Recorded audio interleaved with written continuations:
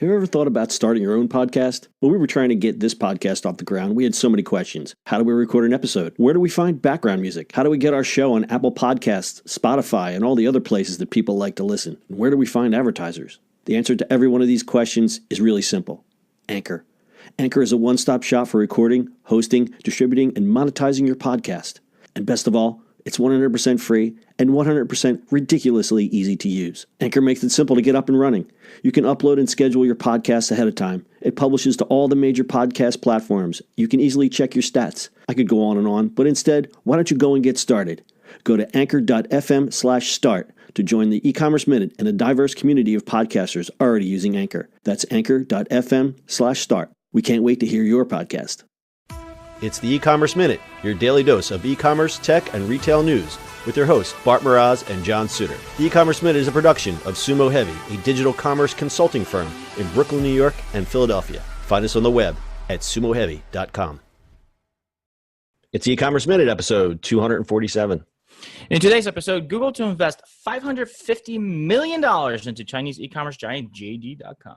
Google is set to invest $550 million into Chinese e-commerce giant JD.com, as reported by Reuters last week. The investment is part of Google's effort to expand their presence in the fast-growing Asian market and to battle rivals like Amazon. The two companies described the deal as a broader partnership that will include the promotion of JD.com products on Google's shopping service. For its part, JD.com said it planned to make a selection of items available for sale in places like the US and Europe through Google Shopping.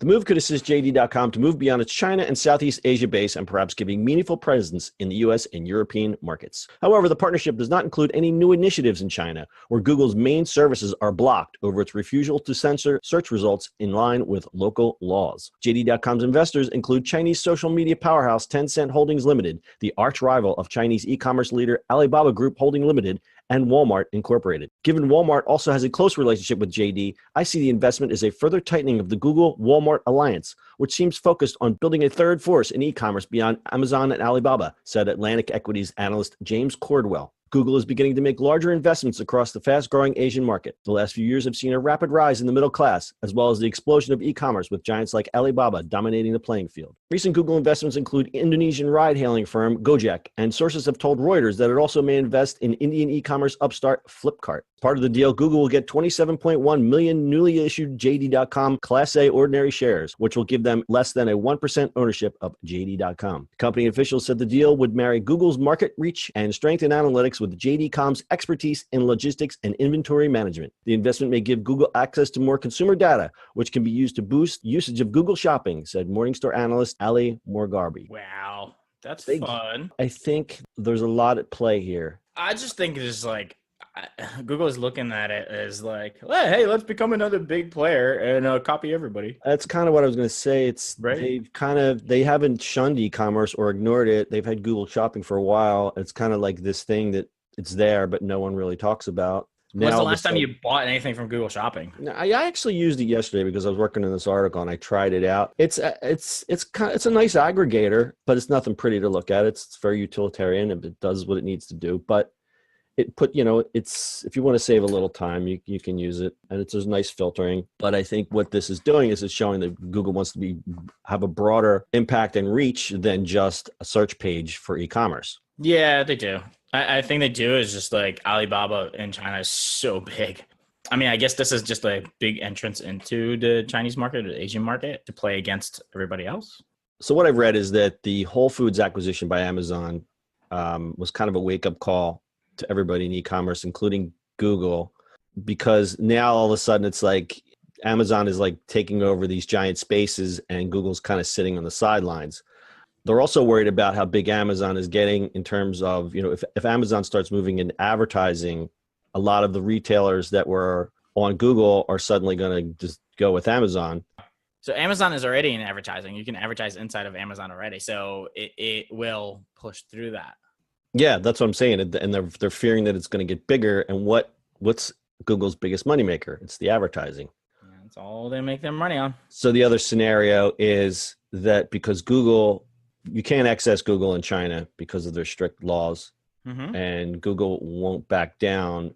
But the feeling is that they slide in there and try to play nice with China, and hopefully that maybe some of that restriction will be lifted. And it's also a analytics play because JD has this incredible infrastructure. Like they have a warehouse that can fulfill 200,000 orders in one day from one facility with 4 human workers. It's all. Yeah, I mean, Amazon and Google are going to try to battle out all the time. I mean, they're both playing the cloud game. They're both playing the e-commerce game. They're going to just keep on slugging it out at each other. So for retailers, partnering with Google on shopping gives them the visibility, consumer convenience, and for Google, the shopping services is pretty much critical at having them win back the product searches from Amazon and helping them stay relevant in the voice, in the voice space, which we've talked a lot about. So this is going to be real interesting. It's a big move. I mean, $550 million seems like a ton of money, but not when you're playing at this scale. So, not for them.